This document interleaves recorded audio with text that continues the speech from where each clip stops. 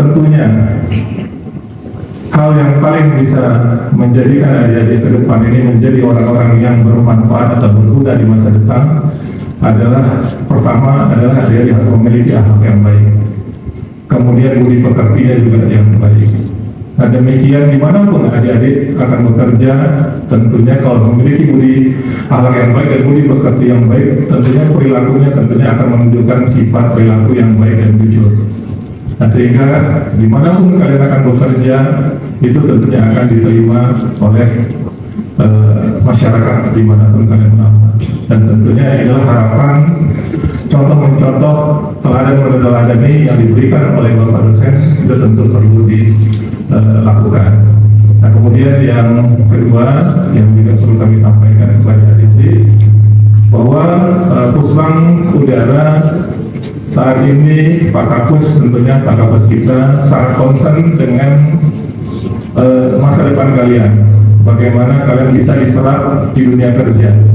Nah salah satunya ada peluang gitu bagi adik-adik nanti bisa konfirmasi dengan para dosen dan juga Pak Direktur bahwa Pusbang Udara saat ini banyak menerima penawaran atau diberikan kesempatan untuk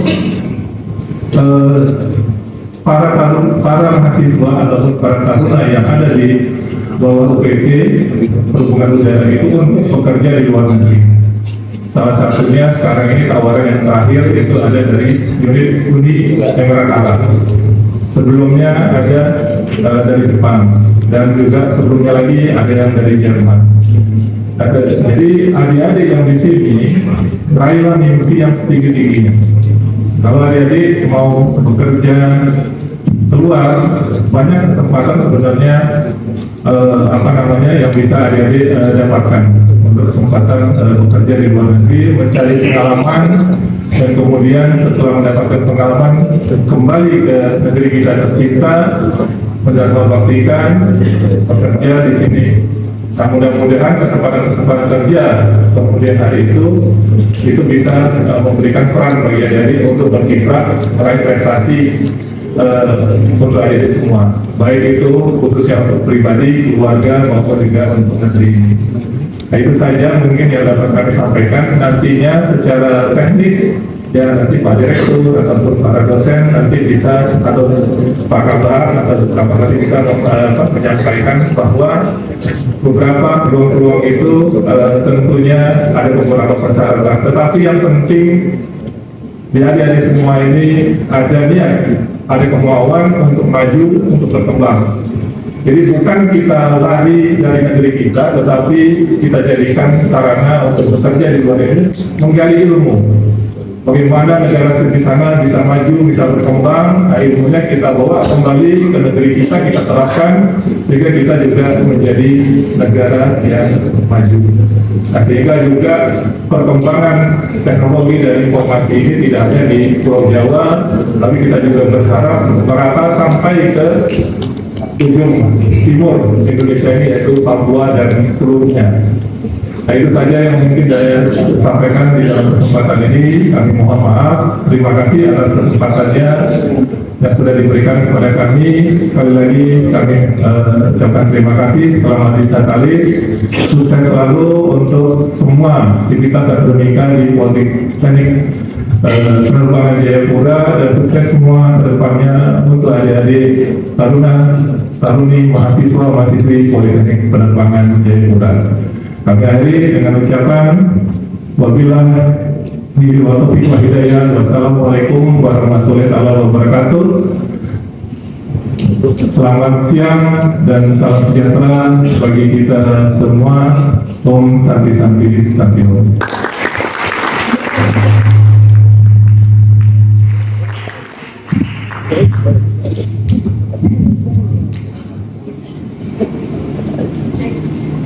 Kami ucapkan terima kasih kepada Bapak Muhammad Azza Andi Waman atas kata sambutannya yang luar biasa. Bapak Ibu dan hadirin yang berbahagia, kini kita memasuki acara inti, yaitu kuliah umum dengan tema berprestasi dalam kesederhanaan.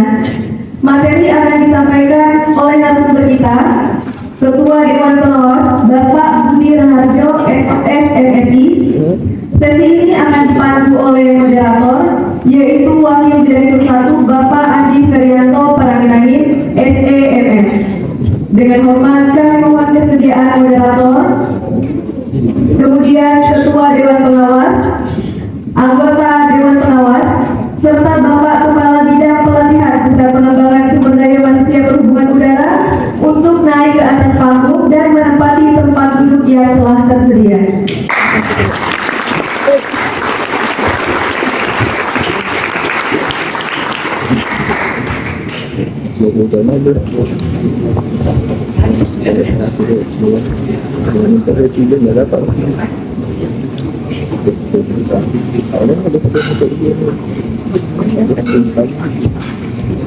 Baik Bapak Ibu, kepada Bapak Moderator kami persilahkan memandu jalannya kuliah ini. Terima kasih.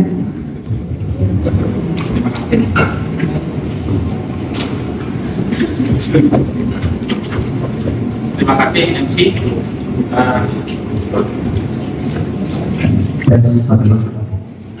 Terima kasih. Saat ini kita sudah hadir di sesi kuliah umum, sebagaimana khususnya adik-adik mahasiswa ya, terutama adik-adik mahasiswa, juga ASN dan non ASN. Bersama-sama kita sudah hadir narasumber yang hebat ya dari Jakarta. Mari kita aplaus untuk Bapak Ketua, Bapak Ibu Menteri dan Bapak Habib Pratinam. Ya, seperti yang kita ketahui saat ini temanya cukup sederhana, ya, berprestasi dalam kesederhanaan, tetapi memiliki makna yang sangat dalam sekali.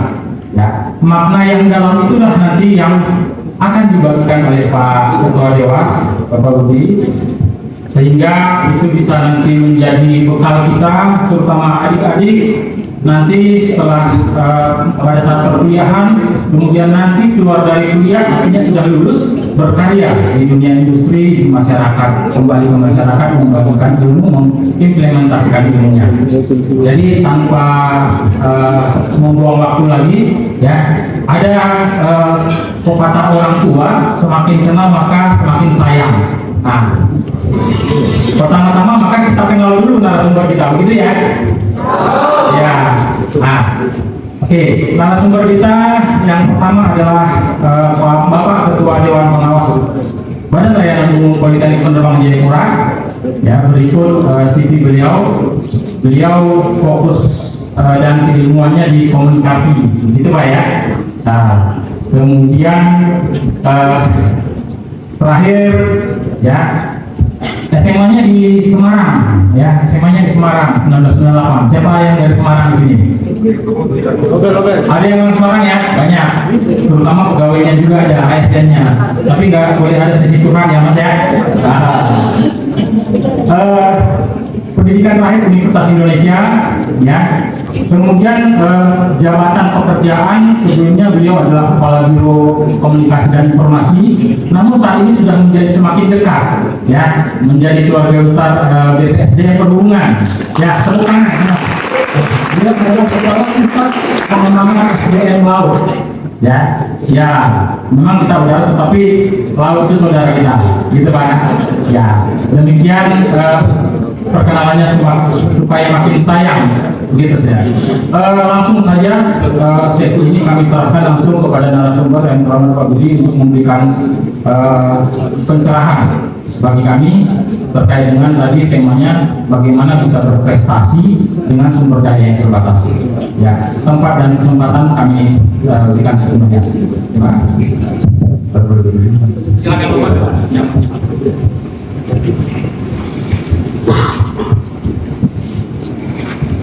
Baik, yang saya hormati Bapak Direktur Politik Penerbangan Darurat, Bapak Musikola, kemudian juga yang saya hormati Pak Kepala Bidang Pelatihan dan Perhubungan Udara, Pak Muhammad Hasan, mungkin juga Ibu Erwin, Ibu Erwin, Pak Dewas, Pak Irwan, Pak Dewas, dan juga Sivitas Akademika Poltekwan Surabaya, Bapak Ibu semua, Jayapura ya, Bapak Ibu semua, dan juga yang saya cintai dan saya banggakan, teman-teman mahasiswa, adik-adik mahasiswa, Oke Pandegura. Assalamualaikum warahmatullahi wabarakatuh. Selamat siang, salam, salam sejahtera buat kita semua. Om Swastiastu, Namo Buddhaya, salam kebajikan, salam prestasi. Yang terakhir ini sekarang saya lupa, terus di mau asesmen. Ya. Baik, ada sejarahnya itu ya, sejarah masalah itu kembali berulang. Jadi saya itu dulu sebelum jadi PNS perhubungan, saya itu daftar pegawai negeri itu 3, Kementerian Keuangan, Kementerian Perhubungan, sama dosen di alma mater saya di UDI. Nah kemudian wawancara itu di perhubungan dan di UDI saya sampai wawancara. Tapi UDI saya tinggal karena saya terima di perhubungan.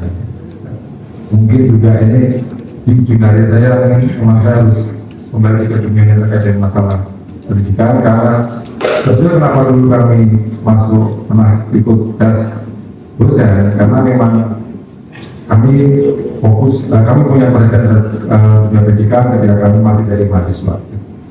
Baik Bapak Ibu semua,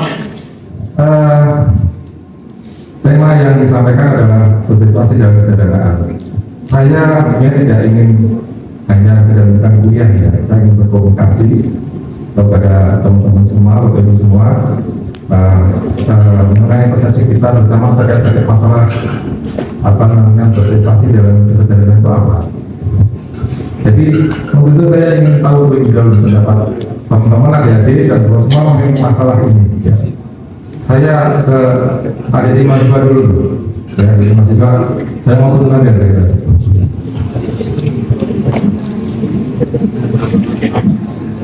Saya minta yang tengah-tengah. Siapa tuh tengah-tengah? Ya, Mbak ini. Ya, ini. Saya ke belakang, lagi. Tolong cerita apa saja yang mungkin menjadi persepsi. Ya, ini. Dan siapa kan?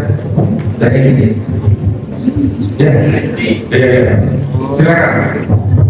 Sampaikan pendapatnya tentang apa toleransi dalam kesederhanaan.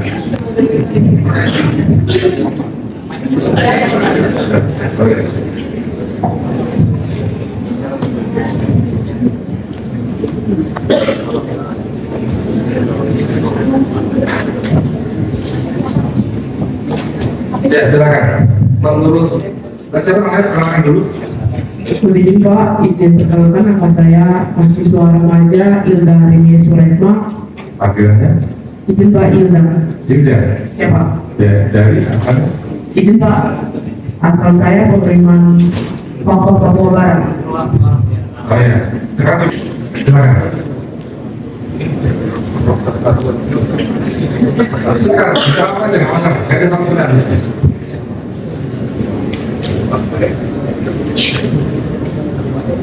Apa aja? Silakan. Apa aja?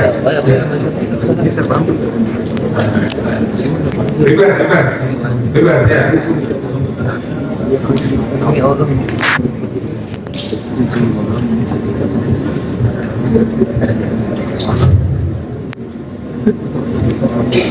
Atau ada teman yang mau bantu silakan. Silakan.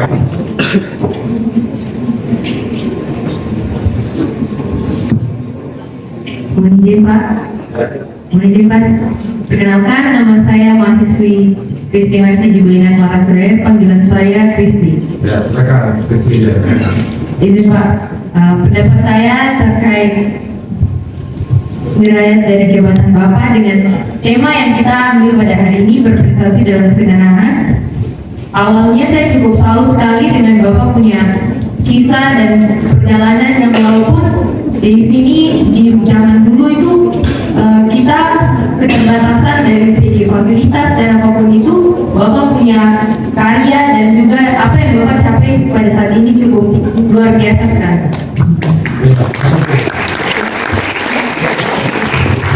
Asal dari mana? Dan izin Pak, asal suku saya Biak. Kode dia ya. Kenapa masuk Kontekran saya juga? Mau menjelaskan? Izin Pak, saya ingin menjadi ASN yang bermutu dan Oke. Ya. ASN dan kalau penerbangan kalau penerbangan apa menjadi contoh penerbangan? Izin Pak, untuk pembelajarannya kami banyak. Di setiap semester kami memiliki mata kuliah 8 mata pelajaran. Jadi harapannya setelah lulus jadi ASN ya? Siap. Seperti apa ASN-nya di harapan? Siap. Ini Pak, pastinya yang memiliki soft skill yang baik dan bermanfaat bagi seluruh masyarakat Indonesia. Ya, baik, terima kasih.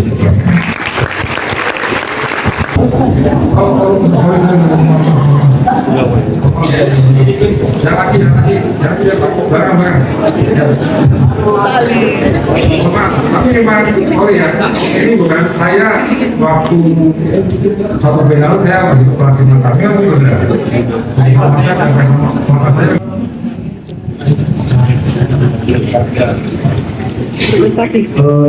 Berprestasi dalam perjalanan itu tidak perlu sesuatu yang mewah-mewah. Yang penting kita mau usaha, kita mau maju, pasti akan tetap berkembang. Kalau itu ada usaha, mau jadi kawan kalau boleh.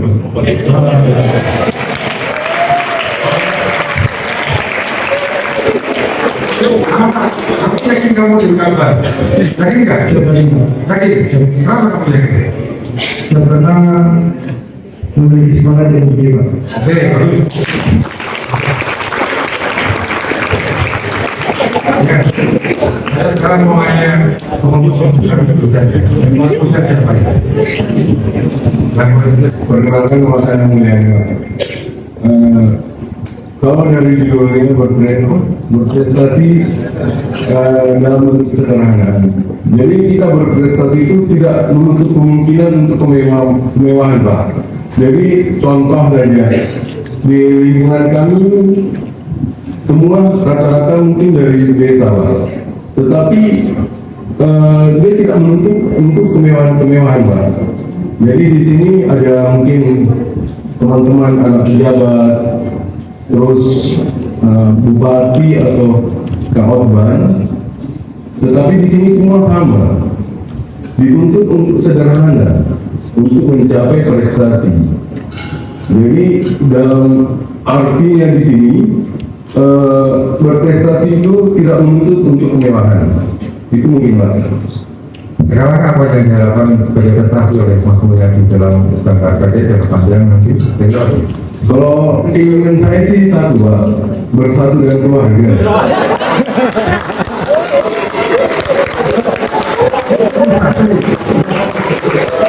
Prestasi kan kita ya, apa satu manfaat apa gitu.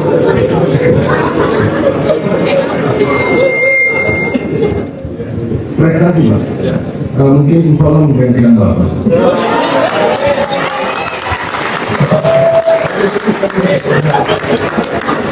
Yakin bisa? Insya Allah, Pak. Apa yang buat yakin? Ya, Yang buat yakin apa? doa, Pak. Doa anak soleh diterima, Pak. Ya. Nah sekarang saya mau ngomong gini. Kadang-kadang kalau kita ingin berprestasi, kita tuh butuh inspirasi. Saya mengambil contoh sebentar. Mungkin silakan yang bawa materi saya. Coba yang materi pertama. Masih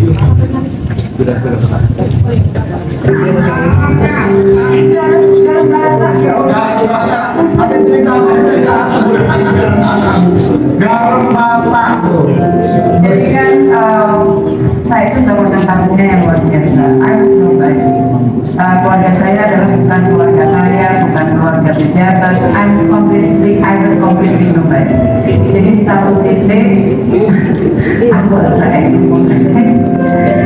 satu titik ibu saya itu hanya bisa memberi makan anaknya nasi kambing sama makan kelapa. Ada masa-masa yang kami memang susah. Jadi memang kalau saya sekarang menjadi orang yang keras itu karena hidup saya yang keras dari kecil. Saya dari nobody, absolut nobody. Jadi ini mengingatkan pada masa kecil saya pernah makan nasi 8 dengan negara. Tapi Ryan, saya support. Ya, jadi saya kira kita semua ini belum memasuki mantan menteri luar negeri kita ya. Beliaunya sangat sederhana, bahkan ketika masih sekolah sangat sederhana. Dia tapi punya motivasi tinggi untuk bisa berprestasi. Ya, dengan sederhananya dan keterbatasannya, dia bisa melampaui semua itu. Ya. Kalau teman-teman nanti bisa lihat, bisa googling ya yang begitu dan sebagainya. Ada tidak beliau ketika pertama kali jadi PNS awal-awal, ya. Bagaimana dia survive hidup di Jakarta dengan biaya yang sangat minim. Pada waktu gaji itu hanya 120.000 ya, tetapi kebutuhannya itu sekitar kalau mau hidup Jakarta sudah ada 350.000 ya. Tapi beliau eksis dan akhirnya jadi menteri luar negeri. Salah satu menteri yang inspiratif ya ini saya ingin contoh, keterbatasan tidak akan menjadi suatu masalah jika kita punya tekad untuk bagaimana kita mau berprestasi dengan kondisi apapun. Ya, contoh lagi, coba lihat selanjutnya. Ini tadi yang mau prestasinya kumpul dengan keluarga ya, coba. Ini ada lagi nih. Saya kira ini banyak yang tahu ya. KFC ya, ini dia baru sukses umur 70 tahun ya. Jadi tadi saya bilang apa? Kita tuh harus punya cita-cita ya. Sampai kapanpun kita harus kita raih. Bahkan ada yang usia 74 tahun baru mulai cita-citanya. Tentunya dengan kerja keras ya. Colonel Sanders ini dia sejarahnya pernah bekerja secara brutal, jadi kuli, jadi pemadam kebakaran, jadi tukang koran, sampai akhirnya dia dapat tentara belum pensiun dini umur 40 tahun. Kemudian dia mencoba dagang ayam, kemudian dia mencoba pengusahaan resep dan dia selalu ditolak resepnya. Ditolak resep itu dia membuat sebuah resep, dia tawarkan kepada orang-orang yang siapa mau bisa menjadi partner bisnis ya, tapi selalu ditolak. Pada akhirnya dia mulai itu pada waktu itu mulai itu selesai dia pensiun jadi tentara ya, dan pada umur 70 tahun dia baru mulai suksesnya, resepnya itu diterima dan menjadi franchise yang luar biasa ya. Sampai hari ini bahkan di Jayapura ini ada beberapa KFC ya, itu masih ya, luar biasa ya.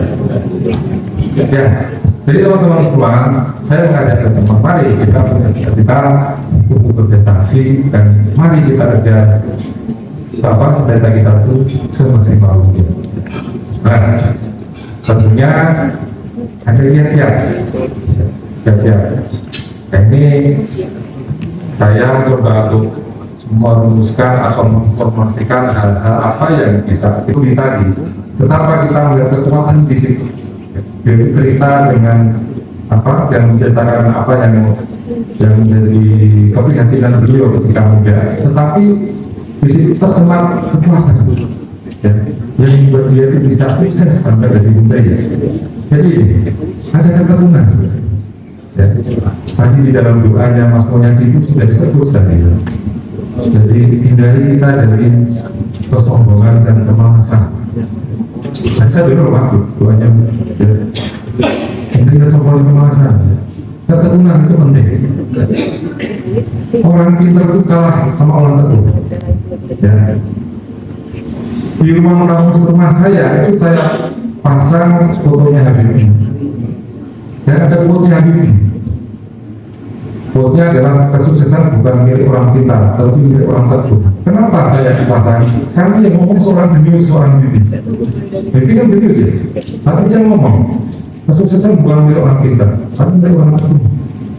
Ya, sampai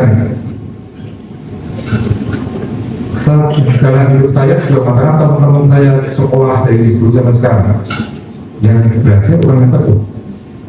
Ya, orang tekun berhasil. Kemudian kedua, ketahanan. kita berusaha tidak memiliki berjanji, ya. Berulang-ulang tadi kalau kita pengelola center di KFC tadi, puluhan kali, ratusan kali tolak gitu untuk mencari partner kerjasama. Pada akhirnya menjadi maju dan sukses. Jadi kita harus punya ketahanan untuk bisa berprestasi itu. Tidak mungkin prestasi itu datang tiba-tiba. Ya, bangkit kembali dari kemunduran dan kekuatan. Kemudian inovasi. Nah, ini penting saat ini. Ya. Saat ini kan kita tahu semua perkembangan teknologi dan itu sangat cepat, dinamika sangat cepat, maka hanya orang-orang yang bertahan yang punya inovasi. Ya. Tadi disebutkan dunia saya sebelumnya adalah saya di kepala tim komunikasi informasi publik dan pekerjaan saya itu banyak sekali dengan teknologi informasi. Setiap tahun itu jalan informasi ada perubahan. Ya. Saya dengan anak buah saya yang dari situ di kantor itu jauh. Saya nggak punya pengetahuan sendiri soal komunikasi. Pengetahuan saya masalah-masalah terkait dengan level dulu kompetensi komunikasi ya, tapi komunikasi level kompetensi di dulu ya. Seperti pemanfaatan AI, pemanfaatan teknologi informasi itu selalu berubah dan cepat.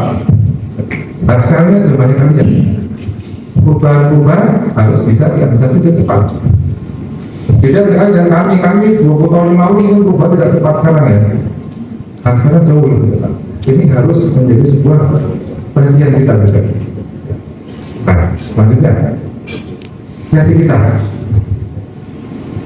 Ini inovasi bersaudara dengan kreativitas. Ya, kreativitas itu tidak selalu identik dengan bakat.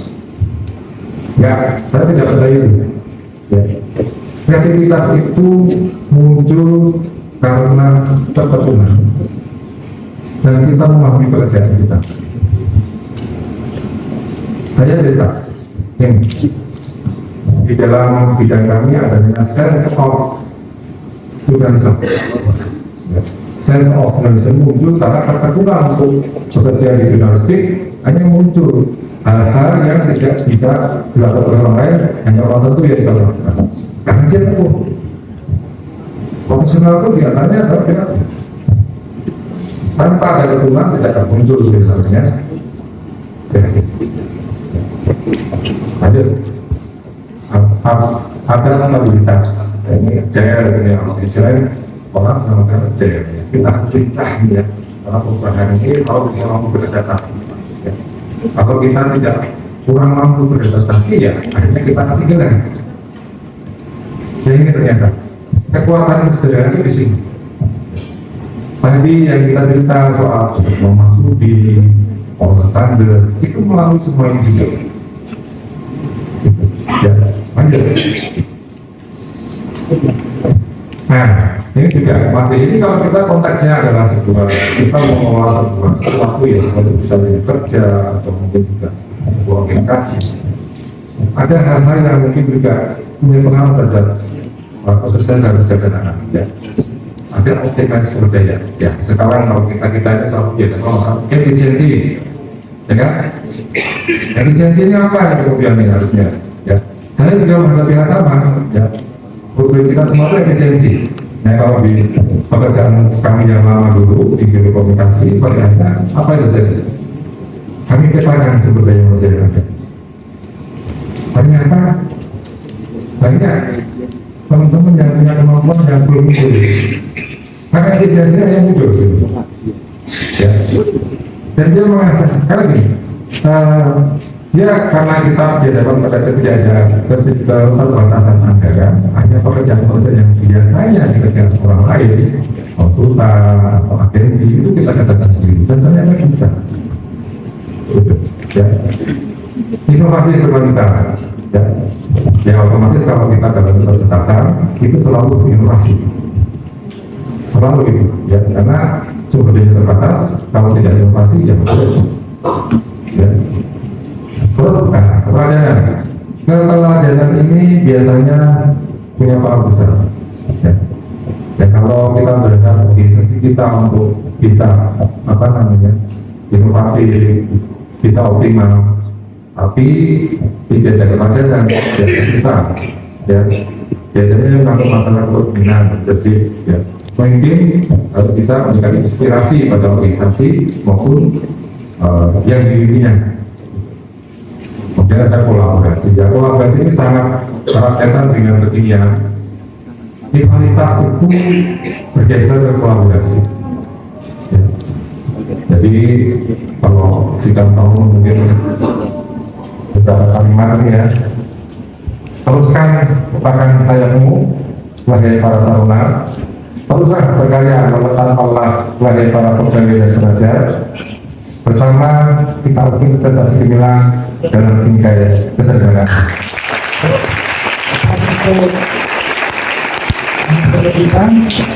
Tapi saya belum mengatakan patung. Boleh sekali Pak. Kalau sudah dibikinkan, kalau nanti sudah selesai. Baik, saya sampaikan patung ya. Ya.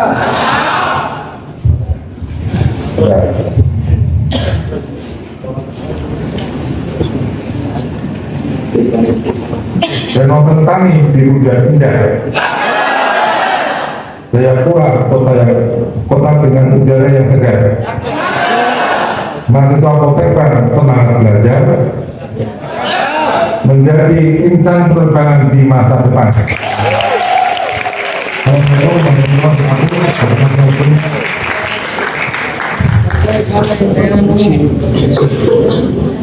Terima kasih Bapak atas materi yang disampaikan. Jadi ada beberapa inti poin-poin yang tadi saya catat, artinya yang penting juga, yaitu yang pertama harus ada harapan gitu ya. Jadi kalau ada target, ya, tadi teman-teman ada menyampaikan beberapa targetnya, ada apa yang ingin mencapainya, kemudian keterbatasan itu tidak boleh menjadi penghalang ya, kalau mau berkembang. Artinya tadi ada gigih juga harus, jadi pantang menyerah, ya. Jangan menyerah ya, gitu ya. Akhir sukses itu juga tidak. Baik, kalau kita lihat tadi disampaikan oleh Pak Direktur bahwa sejarahnya Politeknik Perguruan Jayapura ini baru mulai berkiprah menjadi politeknik sekitar tahun 2019. Dan kalau dilihat dari perkembangannya, kita akui ya, kami mengakui bahwa kurun waktu 6 tahun ini cukup besar yang sudah dicapai, walaupun mungkin ya, jadi secara selintas tadi dibicarakan oleh Pak Direktur bahwa kecukupan daripada proporsional daripada dosen masih kurang. Tapi kalau kita kaitkan dari dengan pencerahan dari Pak Ketua Dewas, nah justru yang dirasa dari suatu kekurangan itu adalah challenge, tantangan yang harus dilakukan oleh teman-teman di Politeknik, khususnya para dosen. Nah, bagaimana menutupi hal-hal tersebut dengan fasilitas maupun juga hal-hal yang lain, yaitu tentunya salah satunya tadi juga disampaikan. Pertama, tentunya di internal di sini teman-teman harus solid, kompak, ya, untuk jadi merasa dalam satu keluarga besar. Kami selama memimpin perguruan tinggi di beberapa perguruan tinggi di kita, yang selalu saya tanamkan bahwa saya sebagai direktur tidak akan bisa bekerja kalau tidak ada dukungan dari Bapak Ibu semua, jadi sivitas akademika. Nah, jadi artinya bahwa teamwork itu adalah sesuatu modal yang tidak perlu mahal, tetapi saling memahami, saling menguatkan. Tadi seperti Pak Mulyadi yang tadi keluarganya di Makassar. Nah, bagaimana teman-teman dosen yang lain-lainnya menguatkan beliau, menyemangati beliau, sehingga beliau tidak terlalu memikirkan keluarganya, memfokuskan misalnya untuk belajar. Begitu juga yang lain-lainnya. Itu yang mungkin yang secara sederhana seperti itu. Nah, jadi lakukanlah tadi yang benar tadi disampaikan dari Pak Kamus tadi, lakukanlah dari hal-hal yang kecil dulu untuk kita menampilkan prestasi-prestasi. Tadi sudah disampaikan oleh Pak Direktur. Pertahankan jadi apa yang sudah misalnya dosen-dosen rajin menulis, rajin mencari informasi untuk ya sharing ke adik-adik. Gunakanlah metodologi yang yang macam-macam. Adik-adik milenial ini tidak, kalau mungkin tatap muka terus model pembelajaran secara konvensional akan ngantuk. Nah, tetapi bisa digunakan, dosen harus punya kreativitas, punya inovasi lagi. Gimana ngajarkannya, ngajar taruna-taruna adik-adik generasi sekarang ini dengan tidak hanya memanfaatkan teknologi yang ada di Politeknik, tetapi juga harus menggunakan cara-cara, metode-metode yang tidak hanya terbuka, bisa mungkin problem solving, ada sesuatu masalah yang akan bersama didiskusikan, dibuat kelompok dan sebagainya, ditugaskan, nanti dibuat kesimpulan, saling ininya. Jadi kelas itu intinya harus yang menjadikan suatu kelas itu menjadi hidup dan punya membuat ada motivasinya menjadi tinggi, tentunya itu ketergantungan dari Bapak Ibu dosen. Nah, kalau dosennya tidak punya motivasi, tidak punya semangat, bagaimana adik-adik kita akan ikut bersemangat. Jadi yang tadi juga disampaikan, teladan meneladani itu adalah hal penting. Kalau dosen tidak punya semangat, tidak punya tadi mikirin keluarga, mikirin hal-hal yang lain, alhamdulillah syukurilah dengan apa yang situasi yang ada. Kita selalu bersyukur, dan salah satu yang paling penting adik-adik semua, apapun kesulitan kita, jangan lupa kita ada tempat kita mengadu. Tempat kita mengadu itu bukan ke orang tua, tetapi sesuai dengan keyakinan adik-adik semua. Pada saat ibadah yang Muslim, sholat lima waktu, yang Nasrani ke gereja dan lain-lain, itulah hal-hal yang penting yang harus adik-adik lakukan. Karena dimanapun kita menghadapi kesulitan, tentunya kita harus berserah diri. Kita harus berdoa, kita pasrah, tetapi kita berdoa, minta petunjuk, dan mudah-mudahan keluarlah ide-ide inspirasi yang yang kita pikirkan. Dan satu lagi, jangan putus semangat. Tadi yang sampaikan benar, ada yang sampaikan Pak Ketua Dewas, kalian harus punya motivasi tinggi, punya cita-cita tinggi. Tadi siapa yang tadi mau jadi kawan-kawan? Gak apa-apa, jangan diketawain, karena itu sesuatu. Karena ada pepatah menyatakan bahwa raihlah setinggi-tingginya mimpi kamu. Jadi suatu saat dengan adanya kita tadi semangat untuk meraih cita-cita itu, kita punya semangat, punya motivasi, sehingga yang harus kalian pilihkan lakukan adalah niat. Nah, niat itu harus timbul. Kemudian niat itu dilalui untuk mencapai ini kan ada tahapan-tahapannya secara tertib lah. Jadi nggak bisa kita mencapai sesuatu itu dengan kalau istilah sekarang ini shortcut, ya nggak bisa. Itu harus kita lalui tahapan-tahapan perjuangan itu. Dan ketika kita melalui tahapan-tahapan perjuangan itu, jangan kita menyerah. Kalau kita gagal, kita coba lagi, kita upaya lagi seperti itu. Itu yang mungkin dari kami Pak. Jadi secara kami dari Pusbang selama ini melihat sudah luar biasa yang dilakukan oleh Politeknik Penerbangan Jayapura untuk tinggal dipertahankan, tinggal dilakukan penguatan. Insya Allah mudah-mudahan Politeknik Penerbangan Jayapura saya yakin bisa terus berkembang, dan kami harapkan juga mungkin kedepannya kan kampus kita juga minta masukan nanti dari Pak Direktur beserta teman-teman. Nanti kita akan bertemu untuk nanti menyampaikan mungkin apa yang kira-kira menjadi kendala-kendala saat ini, kita nanti bersama-sama, karena kita tadi teamwork. Jadi permasalahan yang ada di Politeknik Jayapura bukan hanya masalah itu untuk Politeknik sendiri, tetapi itu juga tentunya menjadi kewajiban kami di Pusbang Udara untuk membantu memecahkan dan menyelesaikan hingga semuanya bisa terlaksana dengan semaksimal mungkin untuk memberikan pelayanan kepada adik-adik semua. Demikian. Baik, applause untuk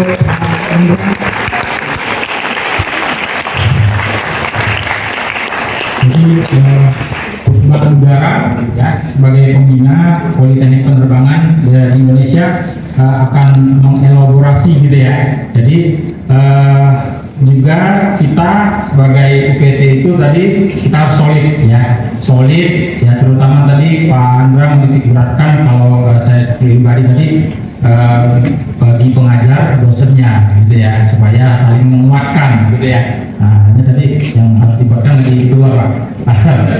Ya,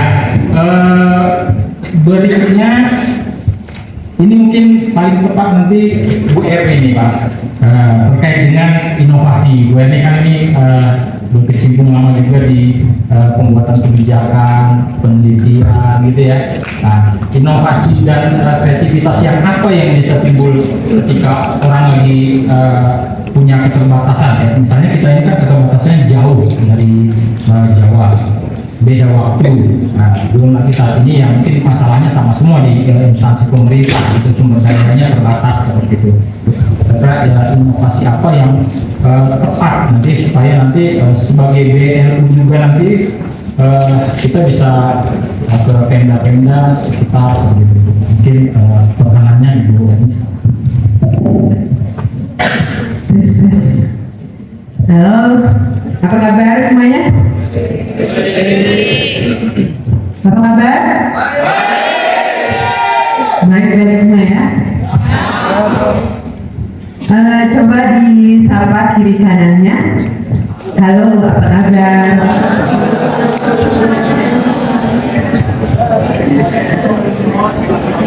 Udah, terus salaman gitu. Sudah semua di sana diem aja. Halo. Disapa kiri kanannya. Halo, apa kabar? Gimana perasaan dari kan? Relax ya. Ya jadi sebenarnya kreativitas itu datang dari diri kita sendiri ya. Ya, kalau diri kita sendiri sudah yakin dengan apa yang kita punya, maka kreativitas itu akan keluar dengan sendirinya ya Pak Budi ya. Ya kira-kira seperti itu. Kita jangan terlalu jauh membayangkan seperti apa saya harus membereskan Papua yang dulunya mungkin kering kerontang seperti itu ya.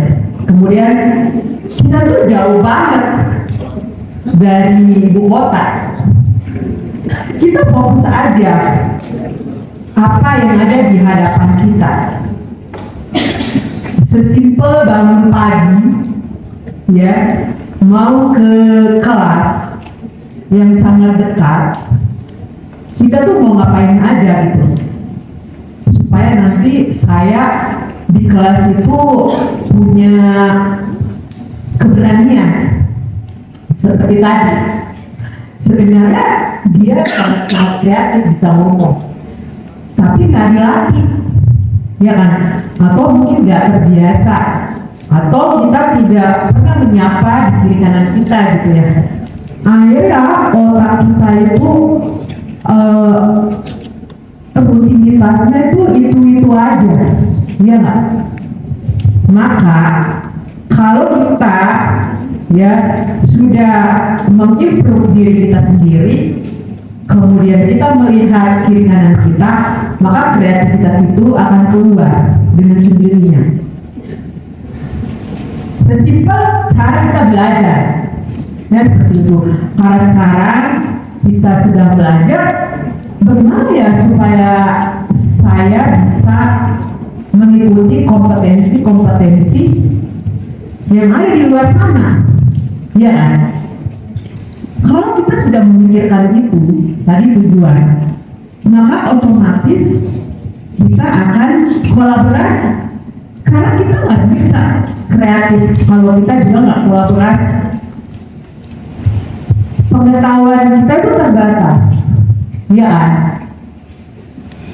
Seperti tadi bisa menolong temennya di sebelahnya ya. Karena dia kelebihannya apa? Nah itu seperti itu kira-kira kreativitas.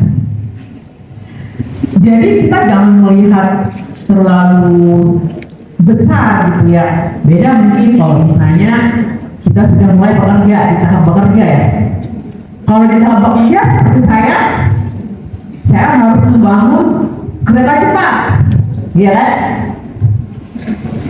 Kita belum punya aturannya gitu pada saat itu.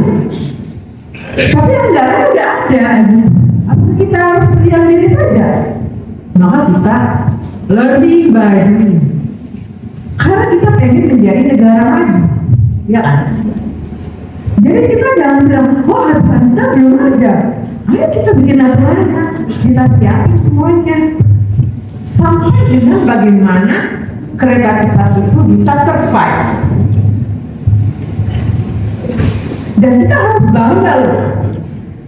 Di ASN harus punya kreativitas kita seperti saya, Pak Budi, Pak Andra.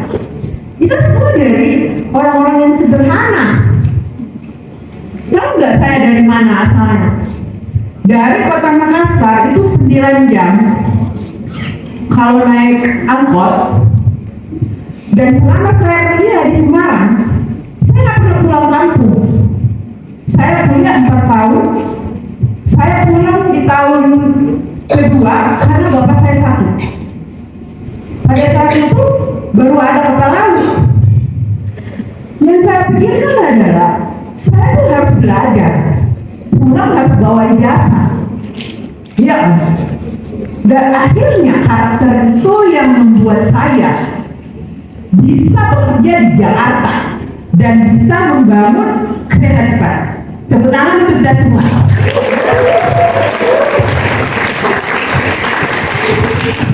Super sekali Ibu. Satu hal inti yang kita tangkap bersama tadi ya, lakukan mulai dari hal yang kecil sederhana ya, lakukan hal-hal kecil itu dengan benar, dengan baik, dan ulang-ulang itu tiap hari gitu ya, melatih diri dan membiasakan diri ya sebelum menggapai hal-hal yang besar ya. Contohnya tadi hal yang besar, kereta cepat gitu ya. Nah, baik, terima kasih Ibu Erni atas materinya terkait dengan inovasi. Saya yakin adik-adik ini juga teman-teman pengajar ASN, non-ASN maupun pegawai yang lainnya sudah menyiapkan pertanyaan ini ya. Namun kita buat 2 sesi, 1 sesi 2 pertanyaan dulu ya. Nah, silakan ada yang mau bertanya, sampaikan pertanyaannya, dan pertanyaan itu ditujukan kepada siapa? Apakah ke Pak Ketua Dewas, ke Ibu Anggota Dewas, atau Pak Kabit Pelatihan, seperti itu. Nah, silakan kami beri kesempatan 2 penanya pertanyaan. Pak Kabit tadi itu Ibu Kabak, beberapa pejabat yang hadir dan hadirin sekalian, Assalamualaikum warahmatullahi wabarakatuh. Salam dan selamat berprestasi. Pertama-tama saya ucapkan terima kasih Pak Ketua Dewas Pak Kabit telah menyampaikan beberapa hal motivasi atau ilmu yang bermanfaat, dan tentunya juga beliau ini sangat komprehensif. Ya, dan ada beberapa pertanyaan mungkin Bapak kami izin bertanya.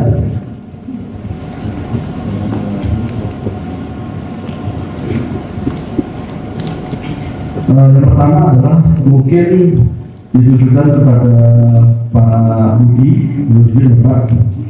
Yang pertama adalah tantangan utama apa yang menjadi kesederhanaan untuk menjadikan perguruan tinggi kami ini kompetitif, gitu, dalam hal kesederhanaan, begitu, Bapak. Terus yang selanjutnya,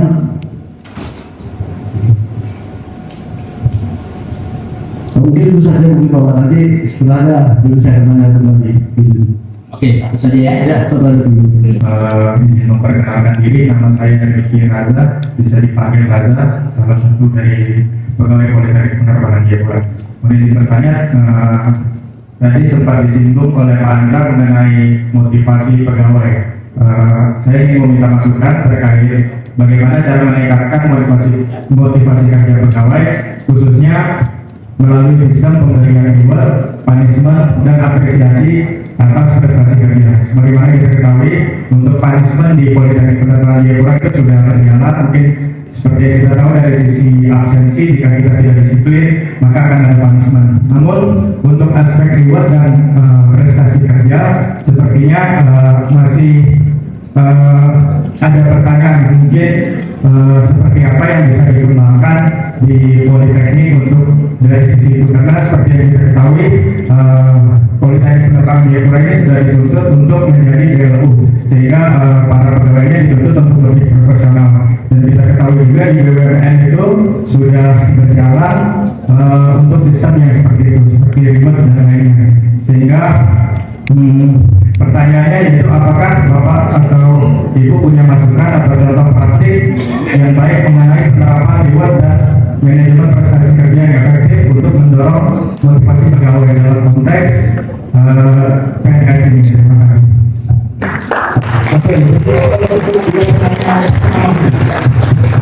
Jadi bisa jadi ini pendapat saya pribadi ya, tapi mungkin juga bisa jadi juga berkaitan dengan kasus yang sama tempat yang lain. Kalau menurut saya saat ini tuh yang saya kita lihat adalah kita pulang cepat dalam menanggapi pikiran.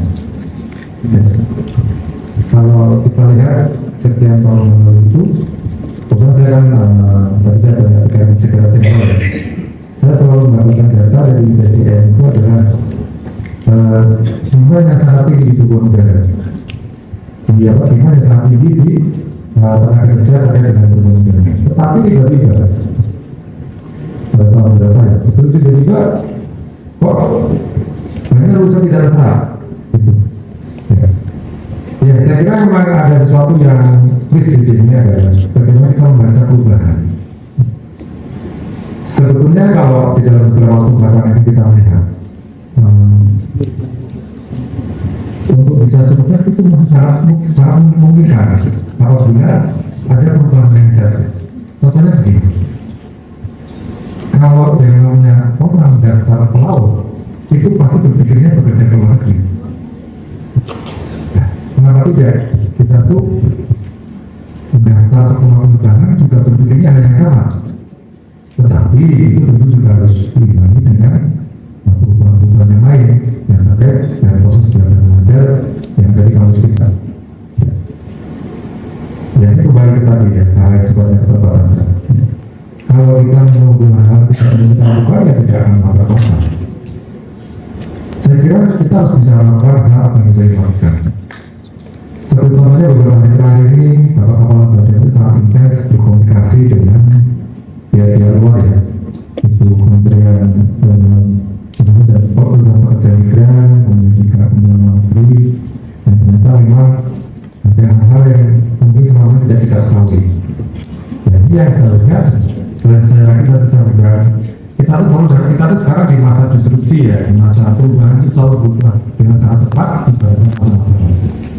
Jadi saya yakin kalau kita mempertimbangkan hari ini kita akan selalu terbatas. Karena perubahannya terlalu cepat. Ini tidak dialami oleh teman-teman di kampus. Kita makanya sama, kerja saya lama juga sama. Kita selalu masih terbatas karena perubahannya terlalu cepat. Nah kalau kita harus dalam posisi yang dia bisa melakukan hal terbaik itu tidak mungkin. Langsung dari kita terbatas. Akhirnya yang terjadi adalah kita ditunjuk upaya-upaya bagaimana kita inovasi, kreatif, ya. Itu harus mungkin. Itu mungkin kita jawabkan. Mungkin yang kedua ya. Yang kedua untuk Pak. Ada silakan. Jadi tadi sebenarnya untuk pertanyaan kedua itu untuk Pak Andra itu dari Mas Raja, itu bagaimana meningkatkan motivasi pegawai terkait dengan sistem manajemen prestasinya dari sisi reward dan punishment Pak. Baik, jadi untuk tidak hanya untuk pegawai, tapi ini untuk semua, jadi semua. Motivasi itu tidak bisa dari orang lain. Motivasi itu harus timbul dari diri sendiri. Bagaimana caranya? Kita upayakan selalu berpikiran positif, melihat sesuatunya itu dari sisi positif. Walaupun apapun kesulitan yang kita ada, kita ambil sisi positifnya saja. itulah yang nantinya akan menguatkannya. Jangan terpengaruh kiri kanan. Kalau kita ingin maju, tadi ingin mempunyai semangat juang yang tinggi, harus dimulai dari diri kita sendiri. Kita yang harus bisa memotivasi diri kita sendiri. Nah, bagaimana caranya tadi memotivasi diri sendiri untuk berpikiran positif? Caranya tadi kita selaku yang tadi umat beragama, jangan lupa hubungan kita dengan yang atas. Apapun keyakinan kita, satu itu yang membuatkan kita. Nah, dengan begitu kita akan selalu berpikiran positif. Nggak nyalahin siapa, nggak nyalahin Pak Direktur, nggak nyalahin Bu Kabar, nggak nyalahin teman-teman yang lain. Oh di sini rajin, si itu, kok saya nggak diperhatikan oleh Pak Direktur atau Bu Kabar. Bukan begitu caranya. Yang kita lihat adalah kita juga harus memulai dari diri kita sendiri. Nah tentunya di dalam organisasi kan sudah ada ketentuan-ketentuannya, dan kita juga harus sepakat semuanya. Aturan yang sudah dibuat di dalam misalnya pedoman Remon dan sebagainya, kalau memang harus dipotong, ya kita rela. Dan kita mengakui ketika misalnya kita jarang hadir, Kabar misalnya motong kita Remonnya dari bayar ini, ternyata absennya masih untung yang absen itu dipotong. Dari kinerja yang lain mungkin kalau dia diterapkan secara menyeluruh mungkin lebih banyak yang dipotongnya. Nah, jadi kita, ya tadi sekali lagi, kalau sudah ada aturan itu untuk disepakati dan untuk dijalankan. Nah, artinya segala sesuatunya kalau kita sudah sepakat, nah, jangan ada yang komplain, jangan ada yang protes. Nah, kalau mau komplain, mau protes, tanya ke diri kita sendiri dulu. Sudah baikkah kita selama ini? Apa yang sudah kita berikan kepada organisasi kita? Jangan menyalahkan siapa-siapa, jangan nyalahin manajemen. Tunjuk dulu diri kita sendiri. Berani nggak kita menurut diri kita sendiri aja? Bapak Ibu dosen, seperti itu. Sehingga kalau kita berpikiran seperti itu, organisasi kita akan cepat berkembang dan tadi akan cepat maju. Jadi ciptakan lingkungan itu lingkungan yang positif, yang berpikiran positif, yang tidak menyalahkan pimpinan, tidak menyalahkan orang lain. Tapi kita lihat dari kita sendiri. Kita selaku saya selama PNS kalau datang misalnya masuk istri jam berapa? Jam 8, jam 7.30 sampai toleransinya jam 8.30. Saya terus terang Pak, sampai sekarang pun, apalagi saya ketika menjadi kepala divisi, kalau kita datang rasanya masuk ke kantor, ke ruangan itu lewat dari jam ini, yang saya bukan malu kepada teman-teman, karena kan saya sebagai pimpinan, tapi malu kepada diri saya sendiri. Itu yang saya rasakan. Begitu juga sampai saat ini. Jadi kalau memang itu minta ataupun tidak diminta, apalagi ada petugas, ya saya akan datang lebih awal. Seperti itu. Jangan sampai mencari pimpinan yang mencari kita. Nah, kalau dikasih penugasan, jangan sampai pimpinan meminta atau menanyakan apa yang ditugaskan.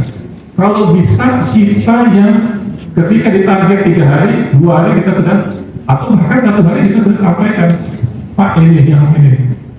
Nah, jangan sampai ditanya dulu, dikejar-kejar dulu. Nah itu yang kira-kira implementasinya di dalam kita tadi itu menguatkan motivasi kita, kemudian juga bagaimana juga kita tadi menyepakati aturan-aturan yang sudah dibuat ini secara konsekuen. Nah, kalau sudah dirasakan itu berjalan dengan benar, nah tentunya nanti pasti Pak Direktur ataupun Bu Kabak gak mungkin lah tidak akan memperhatikan kalian yang sudah bekerja dan berjuang untuk lembaga ini. Pasti ada reward yang diberikan. Mungkin tidak berupa uang. Jangan reward itu jangan dilihat dari uang saja. Mungkin ada kesempatan sekolah, kemudian juga mungkin ada yang lain-lain yang tidak berupa material. Jadi kalau kita bicara reward itu jangan di mata kalian, di mata Bapak Ibu itu rupiah. Karena reward yang diberikan itu tidak hanya bentuknya rupiah. Dan kita jangan selalu menganggap segala sesuatunya diukur dengan rupiah. Jadi kita bekerja itu adalah dasarnya apa? Ikhlas.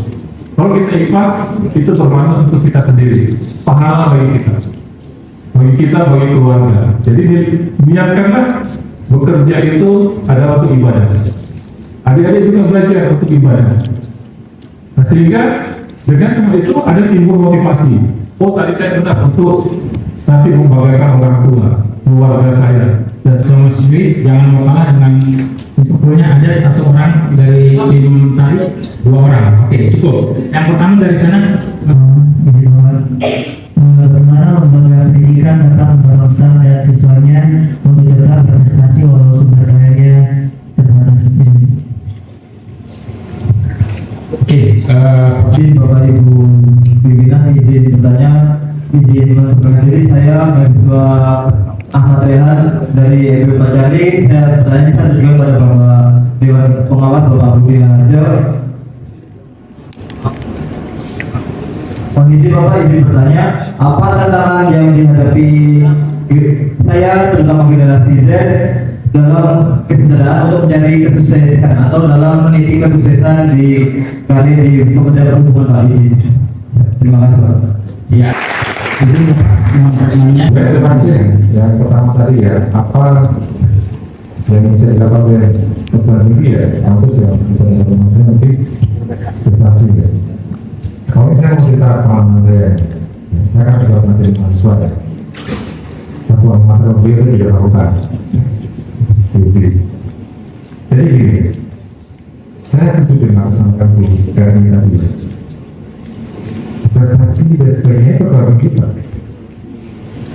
Tergantung kita. Saya dulu mengalami masa-masa di mana saya juga mungkin sama punya perasaan dengan kalian. Mungkin ada semacam kegagalan mengenai masa depan. Kan? Saya selalu percaya yang bisa membantu diri saya ya saya diri saya sendiri. Jadi apa yang saya lakukan? Jadi gini, sedikit cerita. Saya tuh dulu sama orang tua diminta jadi dokter. Tapi ternyata saya tidak terima di PTN. Ya, saya tidak jadi sama saya tidak terima di teknik. Saya juga meskipun terima di PTN. Terus saya di sekolah di fisik yang apa? Orang tua tuh nggak suka saya sekolah di fisik, nggak suka. Tapi saya dari awal sudah tahu apa yang saya lakukan ketika saya sekolah di fisik. Walaupun juga kemudian ternyata ketika saya kuliah, saya juga galau mau jadi apa saya nanti, gitu, ya. Tapi justru ini yang tadi saya waktu di perjalanan saya bilang dengan teman-teman di mobil, saya selalu resah dengan diri saya. Artinya kalau kita resah itu kita akan berpikir apa yang harus kita lakukan untuk menjawab keresahan itu. Ya. Jadi ketika saya mahasiswa, saya berusaha memahami apa yang bisa lakukan ketika saya selesai kuliah. Ya.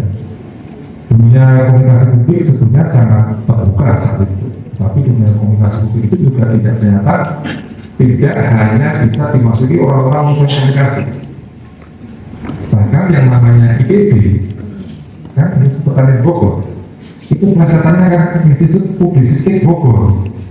Jadi wartawan itu banyak dari IPB, bukan dari komunikasi publik gitu. Jadi apa yang saya lakukan?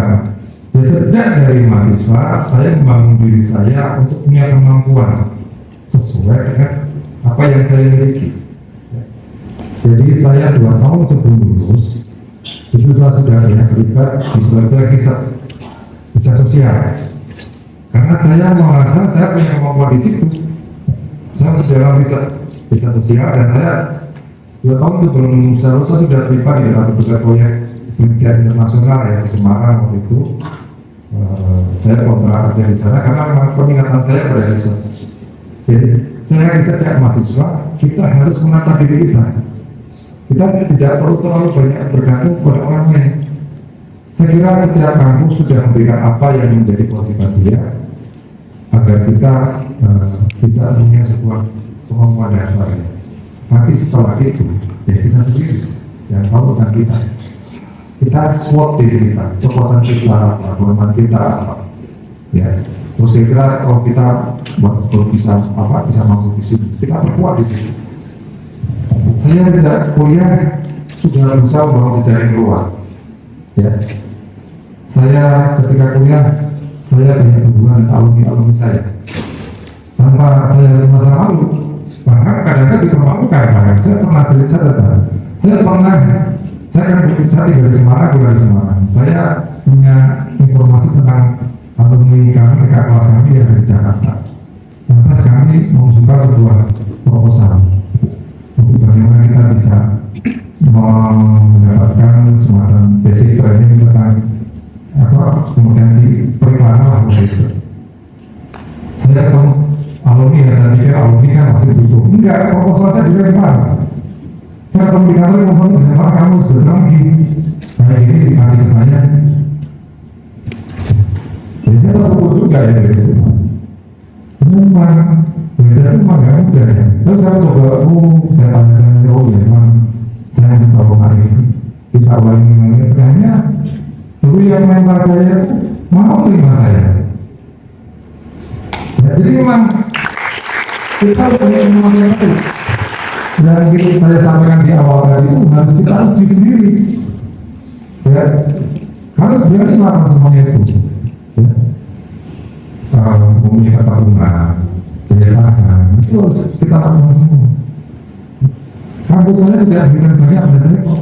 Maksud saya tidak banyak berikan sesuai ekspektasi kita. Karena kampus pasti punya keterbatasan. Bayangan saya dulu punya komunikasi publik itu punya lab multimedia gitu kan, punya punya lab terkait desain grafis. Kampus saya nggak punya. Sekarang punya. Sekarang udah sangat bagus sih, Jadi sekali lagi ini jangan apa? Ini jawab pertanyaan yang kedua. Gensi dari ya. Saya itu punya staff gensi itu Gensi itu anak pintar. Kita harus mengakui. Tapi cepat menangkap sesuatu, memahami sesuatu cepat. Tetapi daya tahannya itu jadi mereka itu nggak, soalnya saya ngomong padanya, teman-teman Gensi itu pintar tetapi tidak punya ketekunan, kurang punya daya tahan. Ya, jadi kalau ada tuh kalau kita ini ya, ada itu yang apa? Anak 80-an, malah tembok, temboknya dipukul oleh dia. Ya, anak 90-an. Nabrak tembok, temboknya dibisu sama dia. Anak 2000-an, nabrak tembok, nangis dia. ini perbedaan ya, karakteristik generasi ya. Jadi saya mendorong teman-teman semua Gensi punya semua kemampuan dari Tuhan. Ya, ketahanan, ketekunan. Saya bilang seorang Habibie itu yang jenius mengatakan sukses itu miliknya orang tekun, bukan orang jenius. Ya. Dan saya juga tidak pernah menganggap kejeniusan sesuatu yang modal utama ya. Teman-teman kami sekolah SMA kuliah dari berhasil ya, mereka yang terang berdua pasti itu. Teman-teman saya dari pengusaha itu ambil semua berdua itu pengusaha itu semua karena mereka biasa mengambil risiko. Sejak awal kuliah ya, jangan berisiko ya. Terus teman-teman yang sekolah, belajar, pulang, pacaran, ya itu aja. Ya. Saya dulu, saya ketika itu saya selalu mengujikan diri itu selalu resah gitu. Jadi resah itu saya bagaimana ya disebutnya itu belum saya mengajar Tuhan. Maka saya bilang saya berbohong seperti biasa, punya pekerjaan bisa begitu. Jadi ini barangkali ya, Gensi saya lagi udah modern pintar, kolaborasi juga sebenarnya ada. Teman-teman Gensi ada di Gensi itu kolaborasinya menurut saya bagus ya. Hanya saja memang daya tahan ketekunannya itu masih kurang. Kata saya Gensi itu habis kerja keras itu tiba-tiba punya duit sedikit aja seperti ke Singapura. Itu punya duit sedikit di Singapura. Pak, saya perlu meribut diri saya gitu. Seperti itu.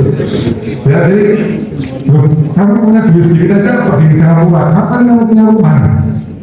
Saya bilang gitu. Ya, tahu nggak kalau duit kamu gitu? Aku mah, tapi gengsi kamu punya, wah saya nggak punya apa kak, karena aku masih sangat mahal. Terus saya dulu juga punya pikiran gitu. Tapi karena kalau bikinnya beda ya, kita punya beda, aku tidak masih apa ya, kita punya rumah. Tapi kalau gengsi kan mereport dirinya. Giling ya. Jadi ini apa ya? Memang generasi akan punya karakter sendiri, tapi ini sebuah kritik atau otokritik buat kita semua.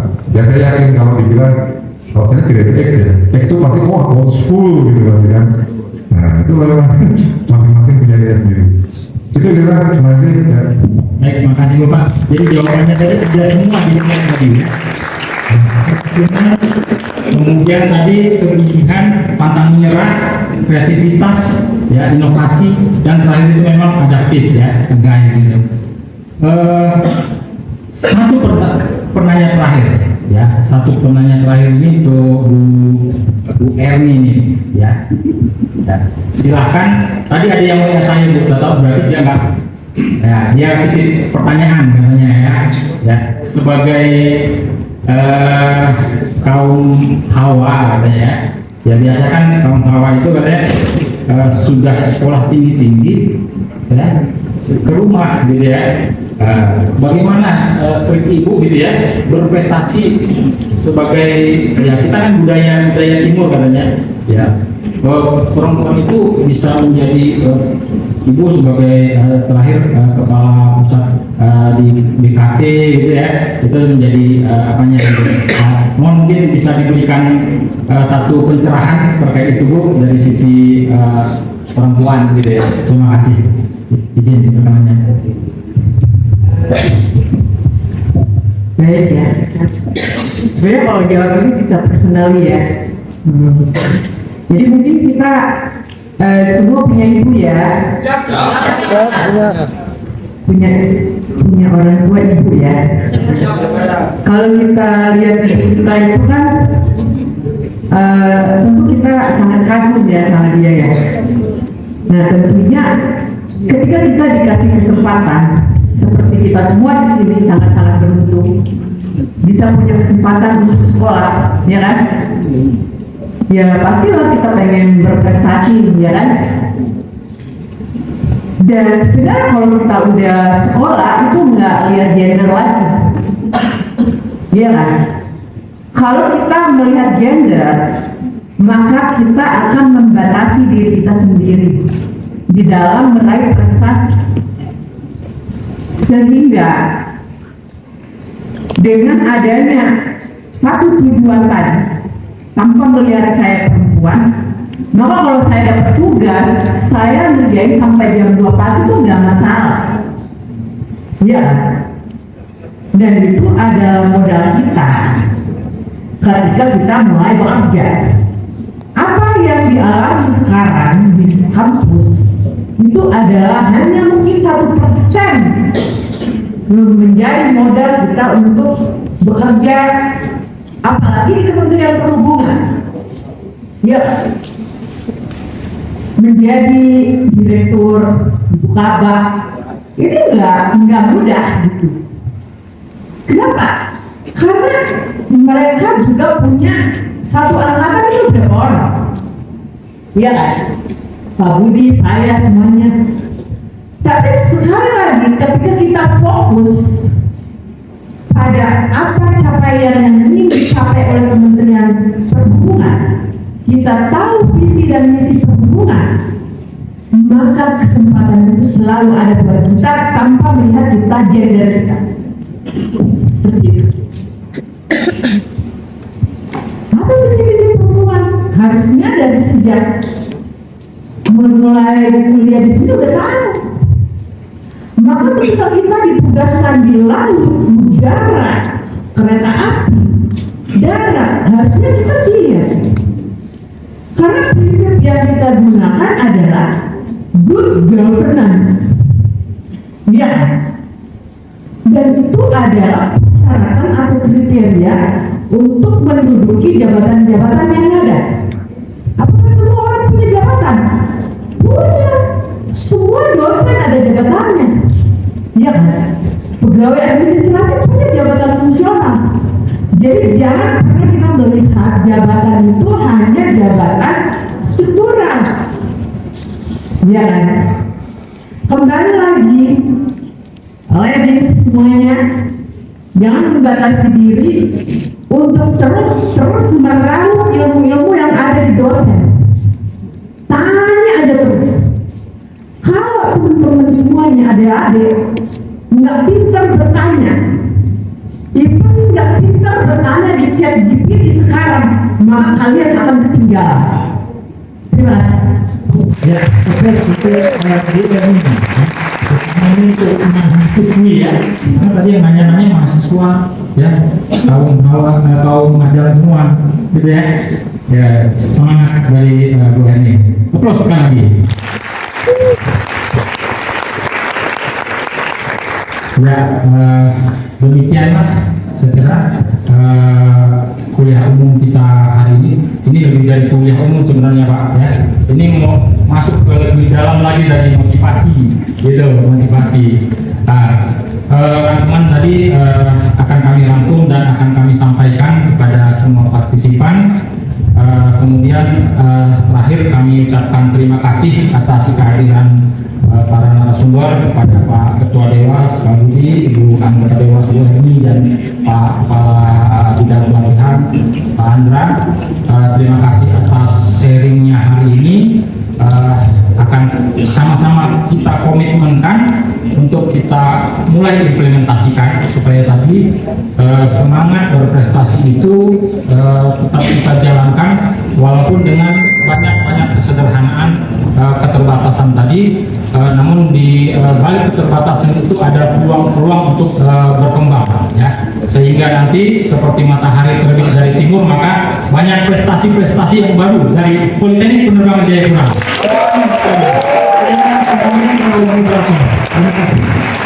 Baik, terima kasih kami ucapkan kepada Bapak Moderator.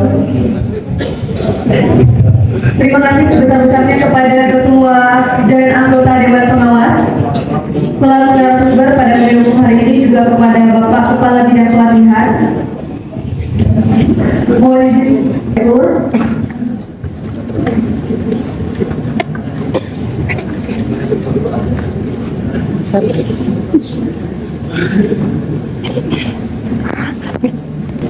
Jadi Bapak mungkin kita foto 1, 2, 3. Baik.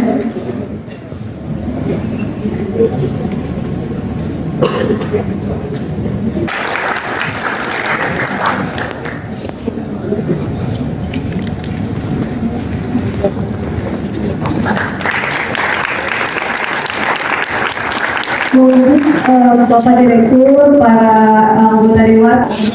Sebelum perjumpaan kali ini,